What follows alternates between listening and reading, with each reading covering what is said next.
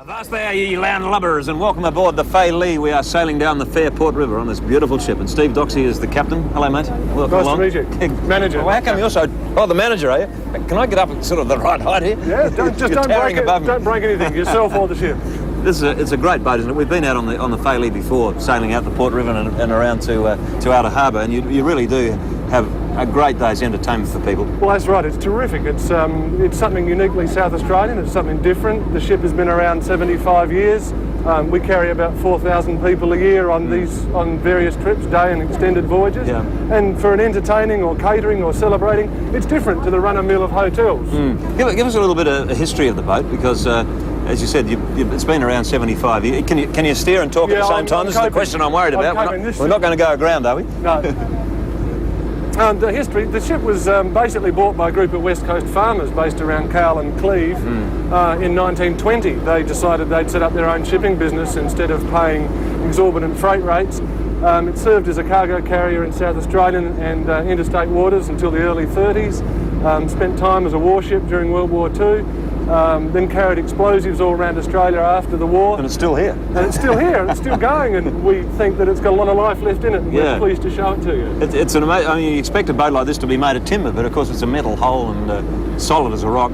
Well, there's an old story that if Francis Drake had steel galleons, he would have bought one, and part of the reason why FALIE has survived is the strong steel construction. Well, you mentioned the cruises, Steve. Let's talk about those, your half and full day cruises. Well, the shortest cruises we do are about 4 hours duration, here out the Port River, sail around in the bay with good wine and good food. We also do longer day cruises, 9:30 till 4, and of course extended voyages for up to 21 passengers. Where do you sleep them? Well, the ship's got 30 beds on board. Is that right? Usually 9 crew, but for a ship this size we have 2 and 4 berth cabins, so at least people have their own private space. While we don't provide ensuite facilities, the accommodation is good, comfortable accommodation. Yeah. What's the longest cruise you've done? Well, putting aside the tall ships voyage in... Shane Mansforth, your phone's ringing. Hey, Wilsey, can you hang on?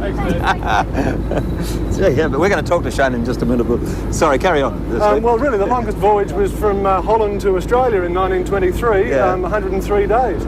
But since then, our longest trip's been the tall ships up to Sydney in 88. That would have been fantastic, It was a terrific thing to be part of, and we were South Australia's representative there then. But normally, in our normal business, we confine to South Australian waters, and 16, 17 days is the longest. But we can carry enough food, fuel and water to keep 30 people going for 17 days. Is that right? Comfort. Yeah, terrific. And there's some magnificent islands out there for diving, fishing, and what have you, and we're the best way to see it. Now, on the day, the half day and full day cruises, what sort of things? I mean, you said good food, good wine, and Jamie's whips up a bit of a storm down there in the galley. Well, Jamie, our chef's a legend. She's been with us since the start, and we reckon that's probably 1919, not 1986. She'll be pleased to hear that. We provide high quality food: snapper, prawns, hot meat, cold meat, marinated chicken, garlic bread on a smorgasbord basis. Help yourself.